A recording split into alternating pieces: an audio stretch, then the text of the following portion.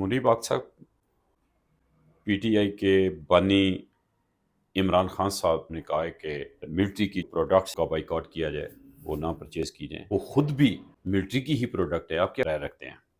شکریہ میں صاحب. دیکھیے بات یہ ہے کہ کہتے ہیں نا ذاتی کوڑ کلی شتیران جپے، تو وہ عمران خان پہ بات ثابت آتی ہے. تھوڑا سا میں آپ کو پیچھے لے جاؤں گا. عمران خان نے اپریل 97 میں پارٹی کی بنیاد رکھی، پاکستان تحریک انصاف. عمران خان کا عروج کیسے ہوا؟ آپ کو یاد ہوگا 2006 میں چارٹر آف ڈیموکریسی ہوا تھا لنڈن میں، بینظیر بھٹو اور میاں نواز شریف کے ساتھ. اس کے بعد اسٹیبلشمنٹ یہ سوچنے پہ مجبور ہو گئی کہ تیسرا گھوڑا کون سا ہوگا، کیونکہ دونوں گھوڑے وہ آزما چکے تھے اور دونوں گھوڑوں کو کام نہیں کرنے دیا انہوں نے. تو ایسے میں یہ طے کیا گیا ہے کہ عمران خان کو آگے بڑھایا جائے. اچھا، عمران خان کو آگے بڑھانے میں جو لوگوں نے عظیم الشان یہ انورٹڈ کامرس میں کردار ادا کیا، ان میں ایک صاحب تھے، ان کا نام تھا احمد شجاع پاشا، جو جنرل پاشا. یہ جو حضرت خاص تھے، یہ آپ کو یاد ہوگا اکتوبر 2011 میں ایک جلسہ ہوا تھا، ٹھیک ہے، مینار پاکستان پہ. اس جلسے کے لیے جو فنڈنگ تھی وہ علیم خان اور جہانگیر ترین نے دی تھی. انہوں نے اس جلسے کے اخراجات اٹھائے تھے، اور جس وقت یہ جلسہ شروع ہونا تھا اس کے 2 گھنٹے پہلے احمد شجاع پاشا اپنی پوری ٹیم کے ہمراہ آ کے اوپر مینار پاکستان کے اوپر آ کے بیٹھ گئے تھے، اور سارے جلسہ تک وہ وہاں بیٹھے رہے تھے. ISI کا سٹنگ چیف اس جلسے کے دوران مینار پاکستان پر بیٹھا ساری مانیٹر کر رہا تھا. اوپر آپ جائیں نا کبھی تو وہاں 5-6 لوگوں کے بیٹھنے کی جگہ ہے، وہاں ٹیبل رکھتے کہ پورا جلسہ ہی مانیٹر کر رہے تھے. اس کے بعد جو سیاسی مسافر ہے اس نے تحریک انصاف پہ یلغار کی اور تحریک انصاف جوائن کی. اچھا، یہ پہلا مرحلہ تھا عمران خان کو بس اقتدار لانے کا، جس وقت ہمارا ایک سب سے طاقتور ادارہ ان کے پیچھے آ کے کھڑا ہو گیا ان کی سرپرستی کے لیے. 2013 کے جس وقت الیکشن ہوئے تو ان الیکشنز کے بعد جو مقتدر قوتیں تھیں انہوں نے عمران خان کو کہا کہ جی آپ 4 حلقوں کی بات کریں. آبویسلی کوئی حکومت برسکدار آنے کے بعد 4 حلقے نہیں کھولتی، اس طرح سارا جو دیگ ہے وہ خراب ہو جاتی ہے. اور جب وہ نہیں ہوا تو یہاں ہم نے دیکھا کہ ایک اسکیم کے تحت طاہر القادری کے گھر کے بعد فائرنگ کروائی گئی جس میں 14 لوگ شہید ہوئے، اور عمران خان اور طاہر القادری کو کہا گیا کہ آپ دھرنا لے کے ادھر جائیں. اس دھرنے کے بعد during the main time Nawaz Sharif سے ساری پاورز فارن پالیسی کی ڈیزالو لے لی گئی کہ وہ ہندوستان کے حوالے سے کوئی فیصلہ نہیں کریں گے، کیونکہ Nawaz Sharif was extra friendly with India. لیکن یہ الگ چیپٹر ہے. تو اس کے بعد نواز شریف کی حکومت چلی تو صحیح، لیکن وہ لنگڑی بطخ کے طور پر چلی. 2014 سے لے کر 2017 تک پاناما آیا. اچھا، اس دوران نواز شریف کو بھی سب کا چین لینے دیا گیا. پہلے ان کے خلاف یہ دھرنا کروایا گیا. اس دھرنے کے نتیجے میں 4 مہینے 4.25 مہینے ان کی جان عذاب میں رہی، بہت مشکل میں رہے.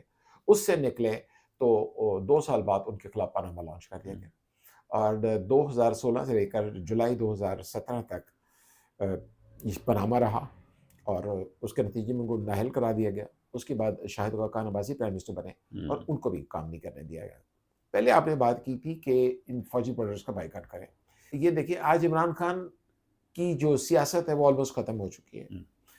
ان پر کورٹ مارشل کے تحت ایک بہت یعنی یہ کہا جا سکتا ہے کہ اس کی اپنی سیاست ختم ہو چکی ہے، وہ پاکستان کے مفاد کو داؤ پہ لگا رہا ہے. ریاست مخالف فیڈریشن مخالف ایکٹس پر آ گئے ہیں. مطلب جو حکومت سے اعتراض ہوتا ہے میں حکومت پر تنقید کروں گا، انہوں نے ریاست پر تنقید شروع کر دی. اگر فوج ایک مرکنٹائل اینٹی بن گئی تو یہ آپ کو اس وقت نظر نہیں آیا جب باجوہ اور رحیل شریف اور ظہیر الاسلام اور احمد شجاع پاشا جو تھے، فیض حمید، یہ سب جو ہے وہ آپ کے لیے کام کر رہے تھے، رائٹ.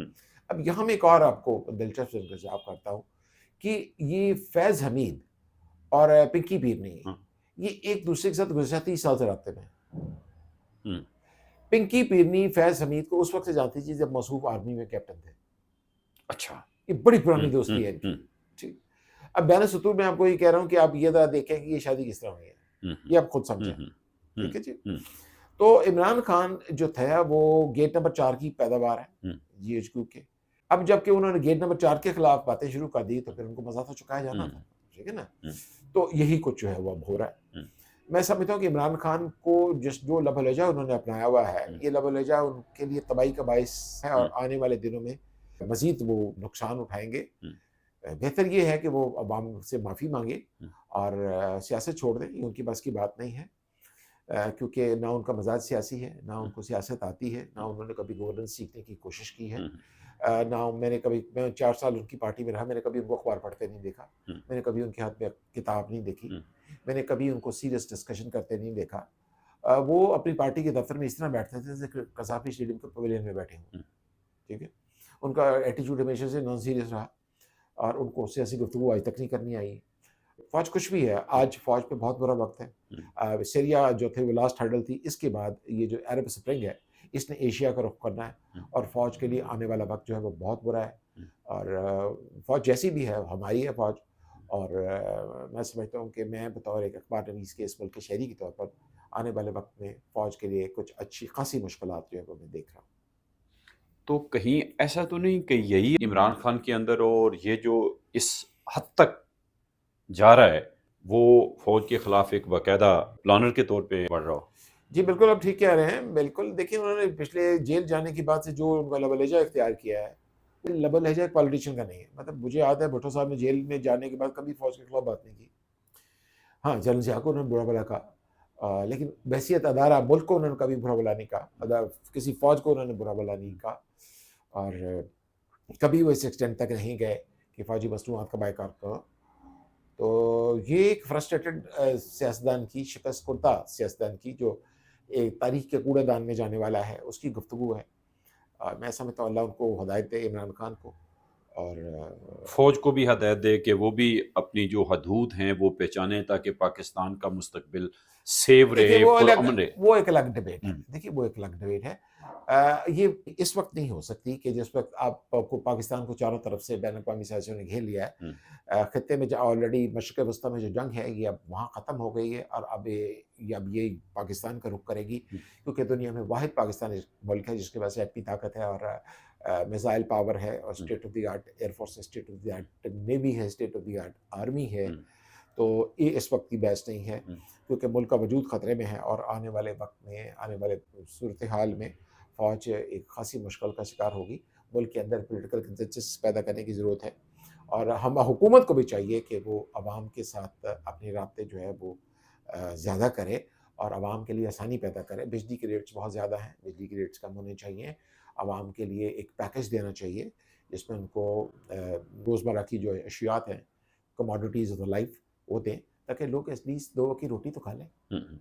منیب صاحب، یہ مختصر طور پہ کہا جا سکتا ہے کہ عمران نے اس وقت پاکستان کے مفاد کو داؤ پہ لگا دیا ہے، یہ دیکھتے ہوئے کہ اس کا اپنا مستقبل نہیں ہے۔ بالکل بالکل، دیکھیں ان کی گفتگو ایک ہارے ہوئے جواری کی سی گفتگو ہے، اور ایک فرسٹریٹڈ پولیٹیشین کی ٹاک ہے ان کی، اور ان کی وجہ سے ملک جو ہے وہ خطرات کا شکار بھی ہو سکتا ہے۔ میں نے جن لوگوں کے نام لیے یہ سارے لوگ ان کے سرپرست تھے۔ عمران کے متعلق فیصلہ کیا آنے والا ہے؟ کہ ابھی تو جس وقت پروسیڈنگز ہوگی، میوٹنی کی حتمی سزا آپ کو پتہ ہے کیا ہوتی ہے، اور آپ جب فوجی تنصیبات کو آپ آگ لگائیں گے اور ان پہ حملے کریں گے تو آبویسلی سب کو پتہ ہے کس کی کیا سزا ہے۔ جنرل فیض حمید کے متعلق بھی آپ کے علم میں ہے کہ فرد جرم؟ جی بالکل، ان کے خلاف چارج فریم ہو گیا ہے، اور ان کے خلاف کورٹ مارشل پروسیڈنگ جو ہے وہ اپنے منطقی انجام کی طرف بڑھ رہی ہے، اور کیا کہہ سکتے ہیں۔ اور اس کا امپیکٹ عمران خان پہ بھی پڑ سکتا ہے۔ آبویسلی یہ سارا اگلا شکار عمران خان ہی ہے۔